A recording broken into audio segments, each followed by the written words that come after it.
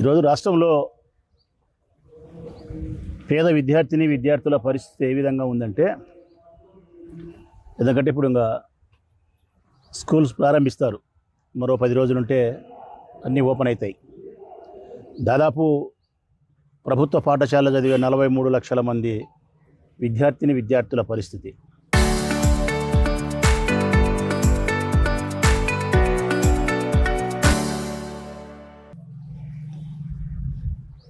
ఏదో సామెత గుర్తొస్తుంది, వెంకి పెళ్ళి సుబ్బి సావుకు వచ్చిందని. అమెరికా ఇరాన్ యుద్ధం పిల్లల బూట్లకు, సాక్సులకు, బ్యాగులకు వచ్చింది. చంద్రబాబు నాయుడు కథ అంతా ఇట్టే ఉంటుంది, వారి కుమారుడు లోకేష్ కథ అంతా ఇట్టే ఉంటుంది. ఎందుకు చెప్తాను ఈ మాటలంటే, స్కూల్స్ అన్నిటికీ ఇన్స్ట్రక్షన్స్ ఇచ్చినారు. ఇప్పటికే అమెరికా ఇరాక్ యుద్ధం జరుగుతుంది కాబట్టి, ముడి సరుకు లభ్యమయ్యేదానికి ప్రాబ్లం ఉంది కాబట్టి, ఈ సంవత్సరం బూట్లు, సాక్సులు, బెల్టు, బ్యాగు ఇవ్వలేము, నిదానంగా చూస్తాము. ఇది మరి ముడి సరుకు లభ్యం కాకపోతే మార్కెట్లో డబ్బులు పెట్టి కొనాలంటే బూట్లు దొరకడం లేదా, బెల్ట్ దొరకడం లేదా, బ్యాగులు దొరకడం లేదా? ప్రభుత్వానికి దొరకవా? ఏదో ఒక సాకు, ఏదో ఒక కారణం తప్పించుకునేదానికి ప్రభుత్వం పేద విద్యార్థులకు చేయాల్సినటువంటి ప్రయోజనాలను చేయకుండా తప్పించుకునేదానికి ఏదో ఒక సాకు కావాలా? యుద్ధ వాతావరణం సాకు చూపిస్తున్నారు. అందుకే నేను చెప్పింది, వెంకి పెళ్ళి సుబ్బి సాగుకు వచ్చిందని.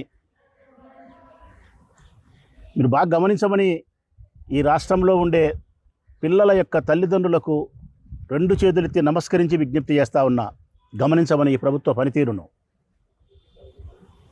ఎన్నో విషయాలకు మాట తప్పిండొచ్చు, ఎన్నో కార్యక్రమాలకు వాళ్ళు మోసం చేసిండొచ్చు ప్రజలకు. వాటికి శిక్ష ఓటు వేయకుండా ఉండడం, ప్రభుత్వం నుంచి గద్దె దించడం వరకే. కానీ మన పిల్లల భవిష్యత్తుకు అంధకారాన్ని చేసి, వారి ద్వారా ఈ రాష్ట్ర దేశ భవిష్యత్తునే అంధకారం చేసేదానికి కారణభూతమైన ఈ ప్రభుత్వాన్ని గద్దె దింపితే సరిపోదు. అబద్ధాలు చెప్పి, మోసాలు చేసి ప్రభుత్వం లేకు వచ్చి మన పిల్లల యొక్క జీవితాలతోనూ భవిష్యత్తును ఆడుకుండే ఈ పాలకుణ్ణి, చంద్రబాబు నాయుడును, ఈ ప్రభుత్వాన్ని యావజ్జీవితము జైల్లో పెట్టినా తప్పులేదు. వేరే అంశాలకైతే ఓటు వేయకూడదని చెప్తాను నేను.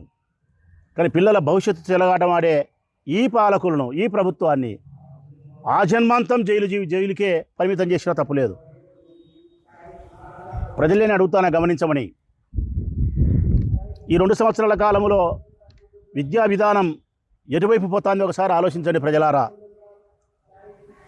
కార్పొరేట్ సంస్థలను బలపరిచేదానికోసం ప్రభుత్వ విద్యా విధానాన్ని నిర్వీర్యం చేస్తున్నాడు లోకేష్ బాబు, చంద్రబాబు నాయుడు, అబ్బా కొడుకులు ఇద్దరు కలిసి. ఒకసారి జగనున్న 5 సంవత్సరాల కాలంలో ఈ రాష్ట్రంలో ప్రభుత్వ పాఠశాలల పనితీరు ఏంది, విద్యా విధానం ఏంది? నూతన సంస్కరణలతో, కొత్త ఒరవడితో, సరికొత్త విద్యా విధానముతో పిల్లల భవిష్యత్తుకు బంగారు బాట వేసినాడు. ఈరోజు 2 ఏళ్ళైంది, నాడు నేడు పనులు అక్కడే ఆగిపోయినాయి. పిల్లలు చదువుకునే పాఠశాలకు సంబంధించిన మౌలికమైన వసతులకు సంబంధించిన వ్యవహారం పూర్తిగా నిశ్శబ్దం. ఎక్కడే కానీ రాష్ట్రంలో నాడు నేడు పనులు ఆగిపోయినాయి. రెండవది, మీరు బాగా గమనించండి పిల్లల గురించి. 8, 9, 10 తరగతి పిల్లలకు జగన్మోహన్ రెడ్డి గారు ప్రభుత్వంలో ట్యాబ్స్ ఇచ్చినారు. ఇప్పుడు మీ పిల్లలకు ఇవ్వడంలే, చేతులు ఎత్తేసినారు, మేము ఇవ్వలేమని చెప్పి. జగన్మోహన్ రెడ్డి మీ పిల్లలకు సైకిళ్ళు ఇచ్చినాడు, స్కూలుకు ఇంటికి పోయేదానికి సైకిళ్ళు ఎత్తేసినారు. బట్ట ఇస్తే ఆ బట్టలు కుట్టించుకునేదానికి కూలి కూడా జగన్మోహన్ రెడ్డి గారి ప్రభుత్వం చెల్లించింది. ఈరోజు తల్లిదండ్రులే పెట్టుకోవాలి ఆ కూలి. ఈ సంవత్సరం అయితే బూట్లు లేవు, బెల్టు లేదు, సాక్సులు లేవు, బ్యాగు లేదు, అవి ఎత్తిపెట్టినారు. రోజుకు విద్యార్థుల యొక్క సంఖ్య ప్రభుత్వ పాఠశాలలో గణనీయంగా తగ్గిపోతుంది. అంతా ఇంత కాదు, పెద్ద నిష్పత్తిలో తగ్గిపోతూ ఉంది. కారణం ఈ ప్రభుత్వం యొక్క పనితీరు బాగలేక, లోకేష్ బాబు గారి యొక్క పనితీరు బాగలేక, ఈ రాష్ట్ర ముఖ్యమంత్రి యొక్క విద్యా విధానంలో మార్పులు చేర్పులు బాగలేకపోవడం వలన. అంతకుముందు అయ్యవార్లకు మాట చెప్పినారు, జగన్మోహన్ రెడ్డి ప్రభుత్వం చాలా యాప్లు పెట్టి మిమ్మల్ని ఇబ్బంది పెడుతోంది, మేము వచ్చినాక తీసేస్తామని చెప్పి 10 యాప్లు తీసి ఒక్క యాప్లోనే అయ్యవార్లను తోముతున్నారు. 10 యాప్లు తీసేసినారు, ఒక్క యాపే పెట్టినారు. 10 యాపులలో చేయాల్సిన పని ఒక్క యాప్లోనే పెట్టారు. అయ్యవార్లనే వదిలిపెట్టలే, అయ్యవార్లకు ఇచ్చిన మాట ఏమీ నిలబెట్టుకోలే. ఇప్పుడు మళ్ళీ లేటెస్ట్ పద్ధతి అంటారు ప్రజలారా, స్మార్ట్ కిచెన్ అంట. అంటే ఒక మండలానికి సంబంధించి ఏ స్కూలుకు ఆ స్కూల్లో వంట చేసి పిల్లలకు పెట్టకుండా మండలం అంతా కలిపి ఒక చోట బువ్వ చేసి ఆ నుంచి వ్యాన్లలో తీసుకొస్తారంట. దీనివల్ల నష్టం ఏమిటో తెలుసునా? మొదటి నష్టం, ప్రతి పాఠశాలలో పిల్లలకు భోజనం వండుకునేదానికి ఒక ఆయా, లేకుంటే వంటలమ్మ, 2-3 పనులు ఎవరైతే ఉండారో వాళ్ళ బతుకు తెరువు పోయింది. దాదాపు మండలానికి ఒక 60-70 ఎలిమెంటరీ స్కూళ్ళు పాఠశాలలు ఉంటే, హై స్కూళ్ళు 4-5 ఉంటాయి, 1వ తరగతి నుంచి 5 వరకు ఒక 60 ఉంటాయి. దాదాపు 65-70 స్కూళ్ళల్లో మండలానికి సంబంధించి స్కూల్కు 4-5 మంది బతుకుతూ ఉంటే ఒక 400 మంది 500 మంది పోయినట్టే. ఇట్లా రాష్ట్ర వ్యాప్తంగా ఇదంతా చేసి ఎవరికి ఇస్తున్నారు? ఒకనికే, మండలం అంతా ఒకనికి. ఆ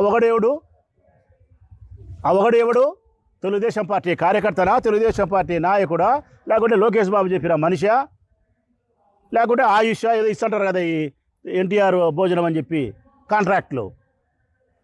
ఒక్కరికి కట్టబెట్టే దానికోసం 100 మంది బ్రతుకు తెరువును నాశనం చేయడం. ఈ స్కూల్లో భోజనం చేస్తా అంటే సరిగా లేకపోతే హెడ్ మాస్టర్ అయ్యవారిలో చూసుకుంటారు. మండలంలో చేస్తే ఎవరు దానికి జవాబుదారి? ఎవరు చూసుకోవాలా? కలెక్టర్ చూసుకోవాలా? ఇది అవుతుందా పోతుందా? సకాలంలో భోజనం తీసుకొస్తారా తీసుకురారా? 12-15కి భోజనం పెట్టాలా పిల్లలకు. ఒకసారి 12:30 పెడతారు, ఒకసారి 1 గంటకు పెడతారు. దీనివల్ల నాశనకం పెట్టేదానికి ఆస్కారం ఉంది. ఈ విధానం కూడా ఉపయోగం కాదు అనేదే నా ఉద్దేశం. ఇక అమ్మఒడి ఎంతమందికి అంతమందికి ఇస్తామన్నారు, ఇయ్యలే. పోనీ ఒకరికైనా 15,000 ఇచ్చినారంటే 13,000. పోనీ 13,000 అందరికి ఇచ్చినారంటే కొంతమందికి 8,000, కొంతమందికి 9,000, కొంతమందికి 10,000. ఎట్లా పడితే అట్లా చెప్పిన మాట ప్రకారం ఈ రాష్ట్రంలో ఎంతమంది చదువుతూ ఉండారో పిల్లలకు అందరికీ అమ్మఒడి వేస్తారని చెప్పిన ఈ ముఖ్యమంత్రి ఆ మాట కూడా నిలబెట్టుకోలేకపోయినాడు. జగన్మోహన్ రెడ్డి ప్రభుత్వం ఉన్నప్పుడు హాస్పిటల్ నుంచి కంటి డాక్టర్లను స్కూల్కి పంపేవారు పరీక్షలకు. ఈరోజు కంటి డాక్టర్ వచ్చే పరిస్థితి కూడా లేదు. పోయినాయి, అన్నీ పోయినాయి. జగన్మోహన్ రెడ్డి గారి ప్రభుత్వం ఉన్నప్పుడు టోఫెల్ విధానం ఉన్నది, దాన్ని తీసేసినారు. టోఫెల్ విధానం కూడా తీసేసినారు. ఐబీ విధానం ఉన్నది, దాన్ని తీసేసినారు. 117 జీవోని రద్దు చేసి మిమ్మల్ని ఉద్ధరిస్తా అని చెప్పి అయ్యవాళ్ళ చెప్పినాడు. 117 జీవోని తీలే, మళ్ళీ 124 తెచ్చి నెత్తిన మిరియాలు నూడుతున్నాడు. అది అట్నే చేసి పెట్టినారు. ఇంటర్మీడియట్ పిల్లలకైతే సంస్కరిస్తామని చెప్పి మ్యాథ్స్ సబ్జెక్టు 150కి ఉంటుంది. 75 మార్కులు 75 మార్కులు 2 పేపర్లు. అట్లా వద్దంట, 100 మార్కులు ఒకటే పేపరేనంట. 2 పేపర్లకు రాయాల్సిన విద్యార్థి 1 పేపర్కు ఒకే సమయ పాలనలో రాయాలా, వాడు బరువు పడుతున్నాడు. అదే ఫిజిక్స్కి వచ్చేదానికి 60 మార్కులు ఉండేదా దాన్ని 85 మార్కులకు చేసినారు. సమయం మాత్రం అదే పెట్టినారు. పిచ్చి తుబ్బుల పరిపాలన. విద్యార్థుల భవిష్యత్తు గురించి ఏమాత్రం ఆలోచించకుండా ఉండే పరిస్థితి.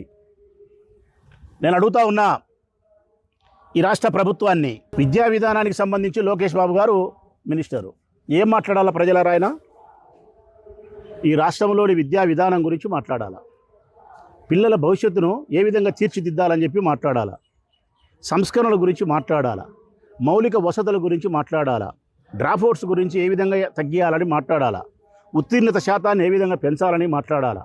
చదువు గురించి కదా మాట్లాడాల్సింది. నేను అడుగుతా ఉన్న రాష్ట్ర ప్రజలను, ఒక్కరోజైనా ప్రజలారా మీరు లోకేష్ బాబు గారి నోట్లో నుంచి చదువుకు సంబంధించిన మాటలు మీరు విన్నారా అని అడుగుతాను నేను. తెల్లవారి లేచి పొద్దుగునికి పనుకునేంత వరకు జగన్నామస్మరణ, గొడ్డలి పార్టీ, వివేకానంద రెడ్డి హత్య, కక్ష సాధింపులు, రెడ్ బుక్లు. అర్థమైందే రాజా? నీ కథ చూస్తా రాజా, నీ కథ రేపడతా రాజా. ఇదేనా విద్యాశాఖ మంత్రి నోట్లో నుంచి రావాల్సిన మాటలు? ఇవేనా విద్యాశాఖ మంత్రి గారు అని అడుగుతా ఉన్నా నేను పిల్లల తల్లిదండ్రుల వైపు నుంచి. ఈ రాష్ట్రంలో ఉండే హోంశాఖ మంత్రి ఏం మాట్లాడాలా ప్రజలారా? ఆమె ఎవరైనా హోంశాఖ మినిస్టర్గా ఉంటే శాంతి భద్రతల గురించి మాట్లాడాలా, క్రైమ్ రేటు తగ్గిందా లేదా అని చూడాలా. మటక, మంగతై, జూదము, అసాంఘిక కార్యకలాపాలు, లేకపోతే బంగ్యాకు, హెరాయిను, హత్యలు, దొమ్మీలు, దోపిడీలు, హింసకు సంబంధించిన సంఘటనలు, ఈ నేరాల గురించి, ఘోరాల గురించి ఆమె మాట్లాడి నియంత్రించే ప్రయత్నం చేయాలి. నేను అడుగుతా ఉన్నా ఈ రాష్ట్ర ప్రజలను, ఏ ఒక్క రోజన్నా హోమ్ మినిస్టర్ గారు ఈ రాష్ట్రంలో శాంతి భద్రతలను పరిరక్షించే నేపథ్యంలో అందుకు తగ్గ మాటలు కానీ, అందుకు తగ్గ మీటింగులు కానీ మీరు ఎవరైనా చూసినారా ప్రజలారా అని అడుగుతాను నేను. మాట్లాడదు. ఆమె నోట్ల నుంచి ఒక్క మాట వస్తుంది, జగన్నామస్మరణ. జగన్నామస్మరణ. పులిందల ఎమ్మెల్యే గొడ్డలి పార్టీ వివేకందరెడ్డి తల్లికి చెల్లికి భూ పెట్టనోటోడు. అంటే హోంశాఖ మినిస్టర్ గారు శాంతి భద్రత గురించి మాట్లాడరు, విద్యాశాఖ మంత్రి గారు విద్య గురించి మాట్లాడరు, ఆర్థిక శాఖ మంత్రి పయ్యావుల కేశవ్ గారు ఎప్పుడైనా సరే ఈ రాష్ట్రంలో ఉండే ఆర్థిక స్థితిగతుల గురించి కానీ, మన అప్పుల గురించి కానీ, మన ఆదాయాన్ని గురించి కానీ, ఈ రాష్ట్రాన్ని ఆదాయంలోకి తీసుకుపోయేదాన్ని తీసుకోవాల్సిన జాగ్రత్తలు కానీ, ప్రజలను జాగృతి చేసే ప్రయత్నం కానీ ఒక్కరోజన్నా మాట్లాడంగా మీరు విన్నారా ప్రజలారా? మాట్లాడు. ఆయన రాజారెడ్డి, రాజశేఖర రెడ్డి, వివేకానందరెడ్డి, గొడ్డల పార్టీ, క్రిమినలు, ఫ్యాక్షనిస్టు ఇవే మాట్లాడతారు. ఈ రాష్ట్రంలో ఉండబడిన ఏ మంత్రులు కూడా వారి శాఖకు సంబంధించినటువంటి విషయాలు మాట్లాడంగా మీరు ఎప్పుడైనా విన్నారా? వీరందరి నోట్లో నుంచి వచ్చేది ఒకటే, జగన్ నామస్మరణ. జగన్ను మాట్లాడాల. వీళ్ళకు మంత్రి పదవులు ఇచ్చినది జగన్ను విమర్శించడానికా, వారి శాఖను ఉద్ధరించి రాష్ట్ర ప్రజలకు మేలు చేయడానికా? నేను అడుగుతా ఉన్నా చంద్రబాబు నాయుడు గారిని, యుద్ధ వాతావరణం వల్ల బూట్లు కొనిలేకపోతున్నాం, బ్యాగులు కొనిలేకపోతున్నాం అని చెప్తానావే నువ్వు? ఏందబ్బా నీకు? ఇది మామూలు ముఖ్యమంత్రికి అయితే ఇది ఒకవేళ ఏదన్నా యుద్ధం వచ్చింది కాబట్టి ముడిసరుకు రాకపోతే ఎట్లా తయారు చేయాలనొచ్చు. అదే నీకు వర్తించదు చంద్రబాబు నాయుడు గారు. కారణం 10 డిగ్రీల ఎండను తగ్గించేవాళ్ళు మీరు. 10 డిగ్రీల ఎండను తగ్గించేవాళ్ళు మీరు. మంట లేకుండా వంట చేసేవాని నువ్వు. ఈ ప్రపంచంలో ఎవ్వరు చేయడు మంట లేకుండా వంట. నువ్వు ఒక్కనే చేస్తావు. పొయ్యి కింద మంట ఉండదు, గిన్నెలో మాత్రం చేపల కూర అవుతుంది. ఇది ఎట్లా మా పిల్లలు కూడా చెప్తే మేము గ్యాస్ ఖర్చులు ఇంకొక ఖర్చులు తగ్గించుకొని మంట లేకుండా వంట చేసుకొని భోజన కార్యక్రమం చేస్తాము. 10 డిగ్రీల ఎండ తగ్గించేవానివి, పొయ్యి కింద మంట లేకుండా వంట చేసేవానివి, 150 సంవత్సరాలు బ్రతకడానికి సంజీవిని కనిపెట్టిన మనిషివి, గన్నులతో వ్యవసాయం చేసేవానివి, దోమల మీద వేటాడి యుద్ధం చేసేవానివి, యుద్ధ వాతావరణం వల్ల బూట్లు కొనిలేవా నువ్వు? ఇదే కదా సుబ్బి మీ పెళ్ళి వెంకి సాగుకు వచ్చిందంటే ఇదే కదా నీ అబద్ధం కూతలన్నీ మాటలన్నీ. తల్లిదండ్రులందరినీ నేను నమస్కరిస్తూ ఉన్నా. 43 లక్షల మంది పేద విద్యార్థులు, ప్రభుత్వ పాఠశాలకు పోయే విద్యార్థుల తల్లిదండ్రులకు నమస్కరించి ప్రార్థిస్తూ ఉన్నా.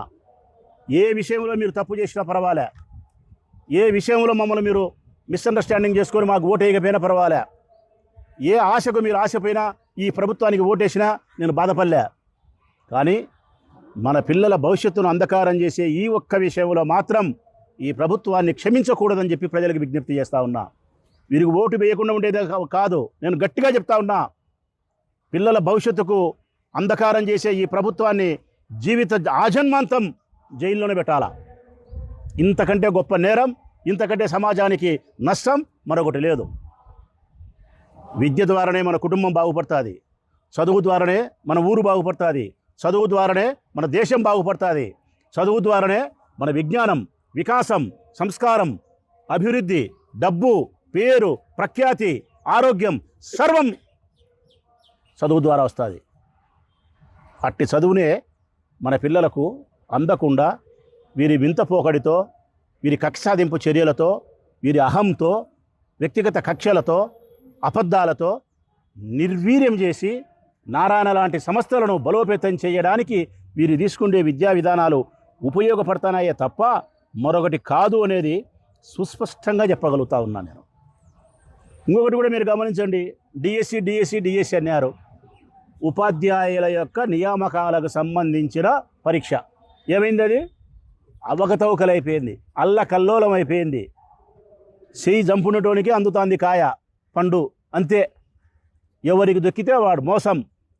అంటే ఉపాధ్యాయుల నియామకాల్లో మీరు నియమించినటువంటి డిఎస్సి ఎగ్జామ్ కూడా అవకతవకలైపోయి భ్రష్టు పట్టిపోయినారు.